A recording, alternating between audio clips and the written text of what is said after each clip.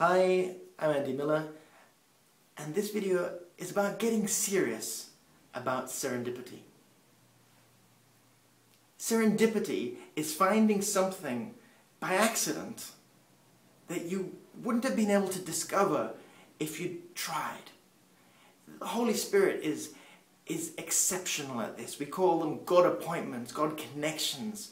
If you look at the gospel, and through the gospel, Jesus responded to coincidences, to accidents. He's walking through a crowd, he's on his way to heal a young girl who's very, very sick, when somebody tugs at his robe and power comes out of him. This is a coincidence situation. He's on his way to Samaria and he bumps into the woman at the well, and many people get saved through this encounter. God has connections to be made through you and me, through serendipity.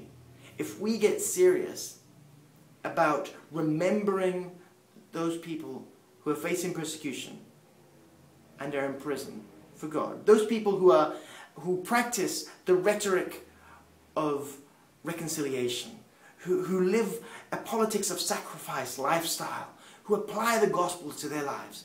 If we are serious about connecting with one of these people who are putting their life on the line for Christ, I am convinced that as we do that, God will put us in a relationship of 2 degrees of connection with them. And it'll be through serendipity. The way we can make a difference and change can come about through the people we meet along the way. And we need to be aware of this, because God has got special connections for you and for me. And there are some people that you can connect with in a way that I cannot. You don't have to be in spiritual leadership in a church. In fact, one of the most effective ways is through business.